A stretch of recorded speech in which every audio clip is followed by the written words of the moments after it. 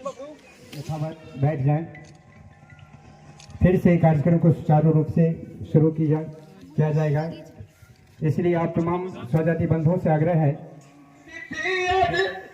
भगवान महान आए सब मेहमान, स्वागत है श्रीमान।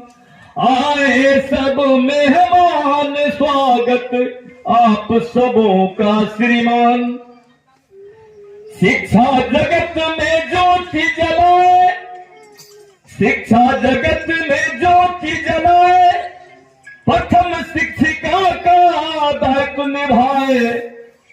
शिक्षा जगत में ज्योति जलाए, प्रथम जगत में दायित्व निभाए। अपने कर कमलों से उनका करे गुणगान, जगत में स्वागत है श्रीमान। स्वागत है श्रीमान, आपका स्वागत है श्रीमान। आज हमारे सावित्रीबाई फुले के बारे में आज तक हमारे समाज या खुलने का काम नहीं किया था, या जो हमसे जो पूर्वजों थे उन्होंने यह बात को बताने का काम नहीं किए थे, जिसके कारण हम अनजान लोग थे, अज्ञानी पुरुष थे। लेकिन आज के उद्देश्य, आज हमारे गांधी बाबू का सभापति का देन है कि आज हम जातियों भाइयों में, इनका मुख्य उद्देश्य कि हम जातियों भाइयों में सबसे पहले एक्टिव होना चाहिए।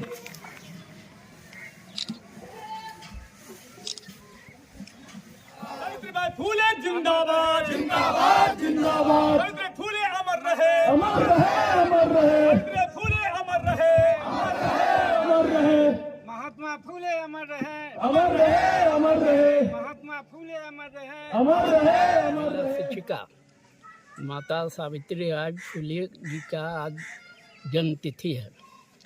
1833 ईस्वी में पूना में इनका जन्म हुआ था और महान समाज सुधारक महात्मा ज्योतिराव फुले, जो भारतीय सांस्कृतिक और सामाजिक क्रांति के अग्रदूत थे, उनकी धर्मपत्नी थी।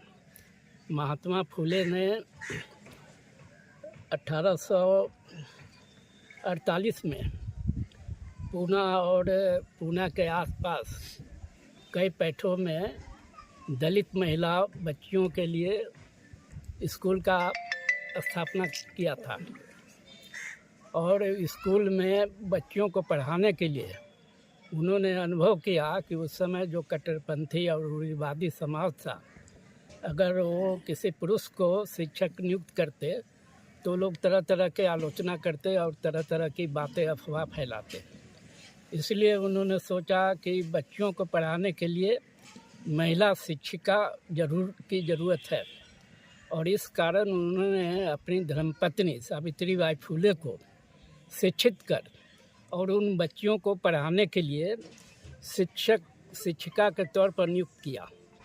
और आपको मालूम होना चाहिए कि उस समय जो कट्टरपंथी लोग थे, जो मनुवादी प्रवृत्ति के लोग थे, वो लोग नहीं चाहते थे कि दलितों के बीच शिक्षा का माने प्रचार प्रसार हो, शिक्षित हो ये समाज। इसलिए वो लोग जब माता सावित्रीबाई फुले स्कूल जाती थी तो उनके ऊपर कीचड़, कादो, गोबर, क्या क्या चीज़ फेंका करते थे और उनका माने जो पोशाक था वो गंदा हो जाया करता था। तो वो 2 साड़ी लेके निकलती थी घर से, स्कूल जाती थी, उस कपड़ा जो गंदा गोबर उबर फेंका होता था उसको बदल लेती थी और फिर बच्चियों को पढ़ाती थी। तो हम कह सकते हैं कि भारत में, इस देश में जो महिला शिक्षिका के रूप में अगर कोई प्रथम महिला शिक्षिका के रूप में अगर किसी का माने स्थापना है तो वो माता सावित्रीबाई फुले है। इस देश में, आधुनिक भारत में सावित्रीबाई फुले ही भारत के प्रथम महिला शिक्षिका के रूप में स्थापित हैं। आपका शुभ नाम? मेरा नाम हुआ जारी है, क्या कहेंगे इसको लेकर आप? साफ तौर पर बंधुओं, हम इस देश को और इस सरकार से, व्यवस्था से मांग करते हैं कि हमारी माँ जो शिक्षा के रूप में आज हम लोगों के बीच जो खड़ा किया है, इन्हीं का देन है और आज तक इनको वंचित रखा गया है। तो हमारे माली मालाकार संस्थान के सभी सदस्य, सभी लोगों ने यह मिलजुल कर यह सरकार से मांग किया है, एकत्रित होकर के, कि यह अधिकार हमको मिलना चाहिए, जबकि हम उसी स्वजाति से आते हैं। और किसी प्रकार का अगर हमारे साथ कुछ सरकार के द्वारा मिलना भी होता है तो उसको सरकार के द्वारा कटौती कर दी जाती है। जैसे वर्तमान में माली के लिए एक बहाली निकला था, आपने सुना भी होगा, लेकिन राज्य सरकार के द्वारा दूसरे लोगों को बहाल कर दिया गया, जबकि हमारे माली समाज में, सैनी समाज में ऐसे बहुत योग्य पुरुष और योग्य लड़का हैं जो अभी उससे वंचित हैं। हम सरकार से यही मांग करते हैं कि जो मेरा अधिकार जातीय जनगणना के अनुसार होना चाहिए वो अभी तक हमको नहीं प्राप्त हुआ। क्या शुभ नाम हुआ आपका? मेरा शुभ नाम उमेश मालाकार, ग्राम इटौन, पोस्ट मननपुर, थाना चानन, जिला लखीसराय। सैकड़ों की संख्या में लोग एकत्रित हुए हैं, इसकी मुख्य वजह क्या है? ये मुख्य वजह है, आज हम लोग माता सावित्रीबाई फुले की 194वीं जयंती मना रहे हैं। लेकिन माता सावित्रीबाई को जो सम्मान मिलना चाहिए आज तक हमें भारतवर्ष में नहीं मिला, क्योंकि इन्हें भारत की प्रथम महिला शिक्षिका का प्राप्त गर्व है कि आज प्रथम महिला शिक्षिका दिवस मना रहे हैं, लेकिन इन्हें अभी तक प्रथम महिला शिक्षिका की दर्जा नहीं दी गई है। इसलिए हम लोग भारत सरकार से आग्रह करना चाहते हैं कि इनको भारत रत्न एवं 3 जनवरी को महिला शिक्षिका दिवस के रूप में मनाएं।